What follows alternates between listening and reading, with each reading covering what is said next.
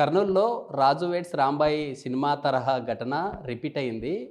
కర్నూలులో మాజీ ప్రియురాలు తమ ప్రియుడి భార్యను హెచ్ఐవి ఇంజెక్షన్ ఇచ్చిన ఘటన కలకలం రేపింది. మనతో మాట్లాడడానికి సిఐ శేషయ్య సార్ ఉన్నారు. సార్ చెప్పండి, అసలు ఈ హెచ్ఐవి సంబంధిత వైరస్ సూది వేయడానికి గల కారణాలేంటి? మీ దర్యాప్తులో ఎలాంటి నిజాలు తెలుసు?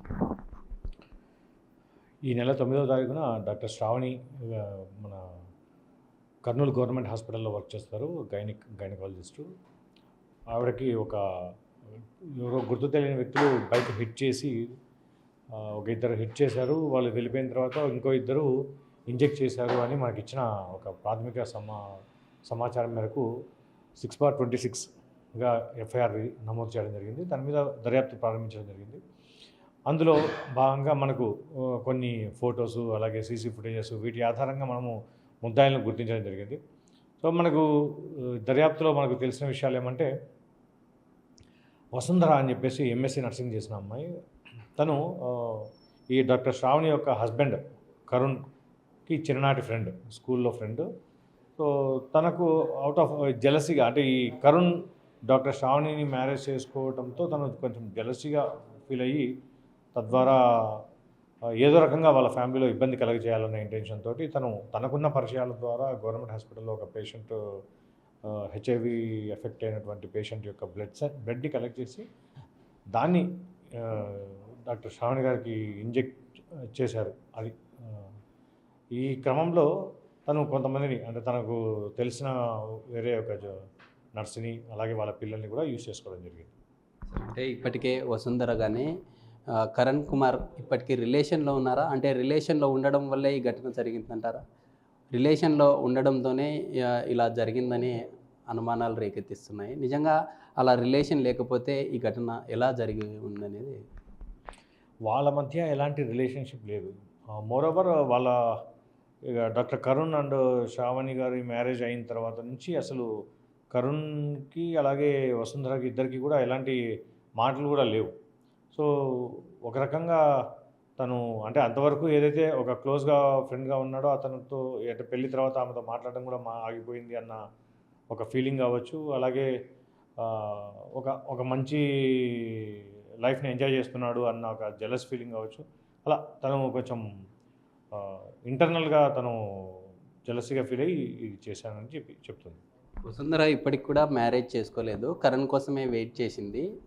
ఏదైతే తాను తమ ప్రియుడు కావాలన్న ఉద్దేశంతోనే ఈ అటాక్ గతంలో కూడా జరిగిందని చెప్తూ ఉన్నారు సార్. అంటే మీ దర్యాప్తులో అలాంటివి ఏమన్నా వచ్చాయా? అంటే గతంలో కూడా ఇలాంటి ప్లాన్స్ వేసింది, ఆ ప్లాన్స్ అంతా కూడా విఫలమయ్యారని చెప్తున్నారు.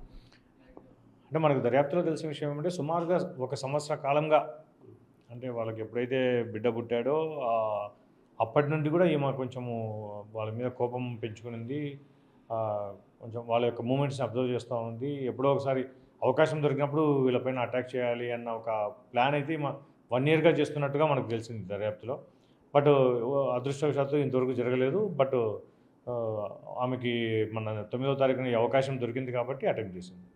వసుంధరతో పాటు ఇంకా ఎవరన్నా కొత్త వాళ్ళు ఆమెకు కోఆపరేట్ చేయడం కానీ సహకరించిన వాళ్ళు ఇంకా ఏమన్నా పెరిగే ఛాన్స్ ఉందంటారా? ఇప్పటికే 4 నిందితుల్ని అరెస్ట్ చేసి రిమాండ్కి పంపించారు. ఇంకా కొత్త వాళ్ళు ఎవరైనా ఉన్నారు?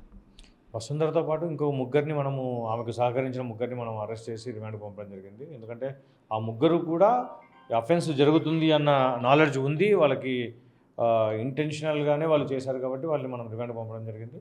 అలాగే ఈ బ్లడ్ శాంపుల్ కలెక్ట్ చేయడంలో భాగంగా ఇంకా ఎవరెవరి పాత్ర ఉంది అనేది ఇంకా దర్యాప్తు జరుగుతూ ఉంది. దానికి సంబంధించి జీజీహెచ్ అధికారులు కూడా వాళ్ళ ఇంటర్నల్ ఎంక్వైరీ కూడా కండక్ట్ చేస్తూ ఉన్నారు. అలాగే మన పోలీస్ ఇన్వెస్టిగేషన్ కూడా జరుగుతూ ఉంది. సో ఇందులో ఇంటెన్షనల్గా ఈ అటాక్ చేయడం కోసమే శాంపుల్ కలెక్ట్ చేసినట్లుగా మనకు దర్యాప్తులో తేలితే మాత్రం 100% వాళ్ళని అరెస్ట్ చేసి రిమాండ్ చేయడం జరుగుతుంది. అంటే బ్లడ్ ఏదైతే హెచ్ఐవి సంబంధిత పేషెంట్ బ్లడ్ని నిజంగా బయటికి ఈ విధంగా ఇవ్వకూడదు, అలా ఇచ్చిన వారి మీద కూడా ఏదైనా కేసులు నమోదు చేయడం అలా ఏదైనా జరిగిందా? అది ఇంకా దర్యాప్తులో ఉంది కాబట్టి దర్యాప్తు తర్వాత పూర్తి విషయాలు తెలియజేస్తాం. అంటే డాక్టర్ కరుణ్కి అలాగే ఈ వసుంధర అక్యూజ్డ్కి ఇద్దరికి కూడా ఒక క్లోజ్ ఫ్రెండ్షిప్ ఉంది తప్ప వాళ్ళ మధ్య ఇల్లీగల్ ఇంటిమసీ అలాంటివి ఏం లేవు. ఎందుకంటే మన దర్యాప్తులో అలాంటివి ఏం బయట పడలేదు. బట్ ఏమంటే ఆమె కొంచెం ఎక్కువగా జెలసీగా ఫీల్ అయిందన్న విషయం మాత్రమే మనకు కనబడుతుంది ఇందులో. కాబట్టి ఏదేమైనప్పటికీ అంటే మన శత్రువులు మనకు తెలిసినట్లుగానే ఉండరు, ఎవరు ఎలా ఫీల్ అవుతారనేది వాళ్ళ వాళ్ళ మనస్తత్వాలను బట్టి ఉంటుంది. కాబట్టి ఎవరైనా సరే మన జాగ్రత్తలో మనం ఉండడం మంచిది. కర్నూలులో జరిగినటువంటి హెచ్ఐవి ఇంజెక్షన్ను తమ మాజీ ప్రియురాలు తమ భార్యకి ఇచ్చినటువంటి ఘటనలో ఇప్పటికే 4గురిని అరెస్ట్ చేయడం జరిగింది. ఇంకా నిందితులతో పాటు ఆ యొక్క కేసు దర్యాప్తులో ఉంది. రానున్న రోజుల్లో ఖచ్చితంగా మిగతా వారిని కూడా పూర్వపరాలు పరిశీలించిన తర్వాత అరెస్ట్ చేసే ఛాన్స్ ఉందంటూ కూడా సిఐ శేషయ్య చెప్తున్నటువంటి పరిస్థితి. వీడియో జర్నలిస్ట్ రాజుతో బిగ్ టీవీ, కర్నూలు జిల్లా. For more videos like this, subscribe Big TV channel.